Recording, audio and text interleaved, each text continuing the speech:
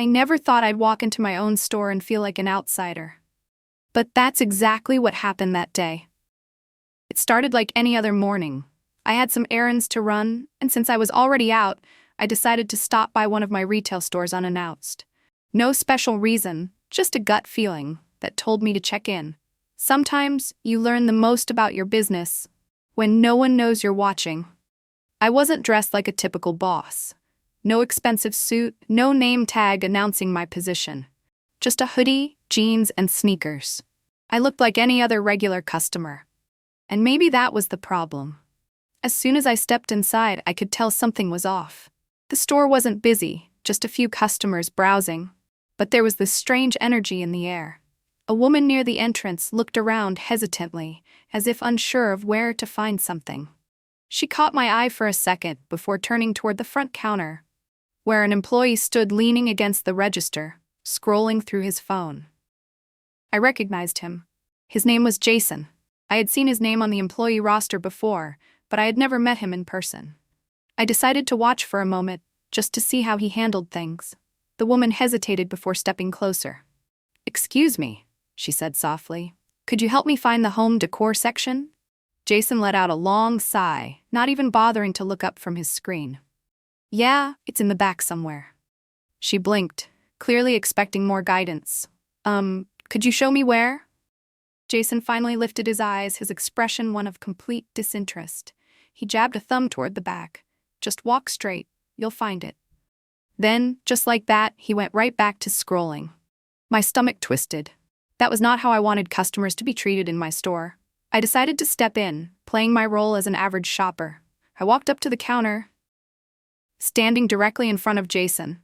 Even then, he didn't acknowledge me at first. "Excuse me," I said after a few seconds. He barely glanced at me. "Yeah?" I kept my tone polite. "I'm looking for a specific jacket. Could you help me find it?" Jason exhaled sharply, like I was wasting his time. "If you don't see it on the shelves, we probably don't have it." I raised an eyebrow. "Could you check in the back?" Jason scoffed, shaking his head. "Look, man, I don't got time to go digging around in the stockroom. Just buy something else or go to another store." I felt my jaw tighten. This was how he talked to customers, dismissing them like they didn't matter? I glanced around, looking for another employee. That's when I saw Lisa, a young woman stocking shelves nearby. I had met her once before on an official visit, and she had seemed like a good worker. She must have sensed something was wrong because she hesitated before walking over. "Is everything okay here?" she asked carefully. Before I could respond, Jason rolled his eyes. "Nah, just another broke dude wasting nah." The words hit me harder than they should have. Not because they were personal, but because they weren't. How many other customers had he dismissed like this? How many people had left this store feeling disrespected, unwelcome? I took a deep breath, deciding it was time to end the act. "Actually, Jason," I said, my voice calm but firm, "I own this store." Silence. Jason's face went pale. His phone slipped from his hand and landed with a dull thud on the counter. "Wait, what?"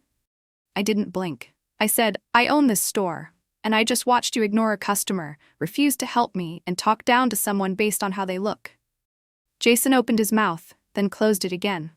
For the first time, he looked nervous. I didn't know."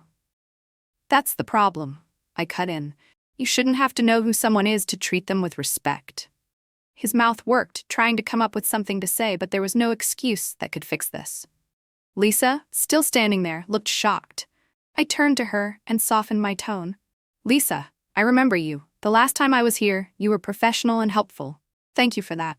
She nodded slowly, still looking a little unsure. I looked back at Jason, but this attitude, this laziness, this disrespect toward customers, I won't tolerate it. Jason swallowed hard. "Sir, hand over your name tag," I said. "You're done here." For a second, I thought he might argue. But he must have seen something in my expression that told him it was pointless. He yanked his name tag off and slammed it on the counter before storming out without another word. The store was quiet for a long moment after he left. Lisa shifted awkwardly. I didn't know if I should step in earlier. I didn't want to get in trouble." I sighed, nodding in understanding. "I get it. But if you ever see something like that again, whether it's a rude coworker, a mistreated customer, anything, you speak up.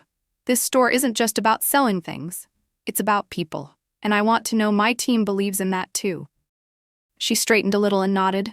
Yes, sir. I understand. As I walked through the store that day, I realized something. It wasn't enough to just hire employees and trust that they'd do the right thing. You had to be there. You had to check in unannounced when they didn't expect it. Because that's when you saw the truth. Owning a business isn't just about profit. It's about people. And respect, that should never have a price tag.